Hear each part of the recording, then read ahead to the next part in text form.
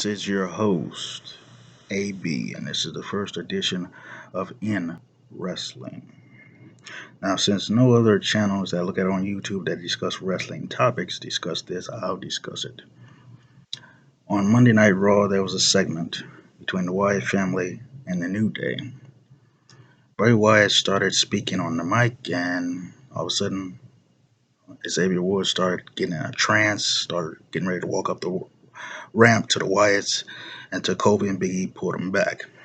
Now on SmackDown, similar thing happened where Bray Wyatt was talking on the screen and he said, "I know you hear me."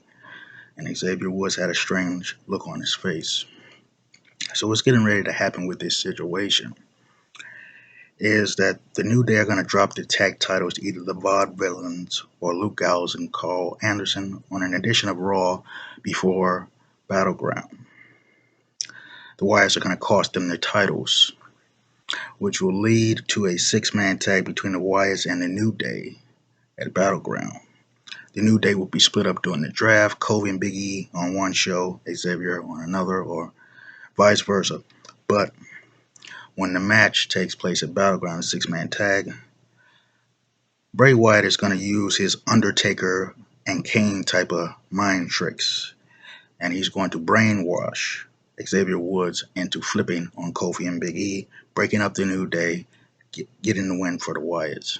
Of course, Undertaker used to use these tricks years ago when he would hypnotize people with the urn, and then there was other ways he used to hypnotize other wrestlers so that he would defeat them.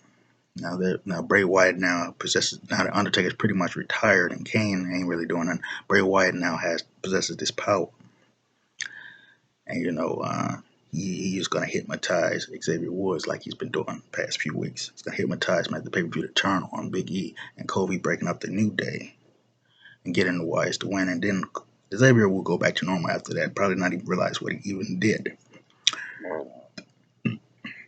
Either way, the New Day was split up, and it's for the best because now the WWE is going to bring back the Cruiserweight division. Xavier, he needs to stick to the Cruiserweight division.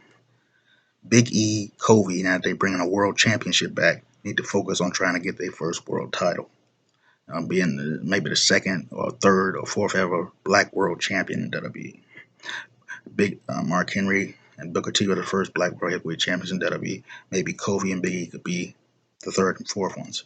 This is a good chance for them to finally get to that next level and become world champions. Now the thing with Seth Rollins doing the pedigree, I don't think that's going to last forever. Triple H let him use the pedigree, but Triple H still wrestles, so I don't think so. At some point they're going to have a feud with each other. And when that happens, Seth is going to be a babyface. Triple H is going to be heel. Triple H is going to basically tell Seth, you can no longer use my pedigree finish move. Seth Rollins is going to come out with a new finish move. They're going to have a match at either a Survivor Series, a SummerSlam, or a WrestleMania. Seth will, of course, beat Triple H, and that will end the feud. But at some point in the future, that feud is going to take place. Triple H is not going to let Seth continue to use his finish move. That's going to take place at some point in the future. Now, it may even be two more matches after that. May lead to a 3 Stages of Hell match, maybe even some type of Iron Man match or something.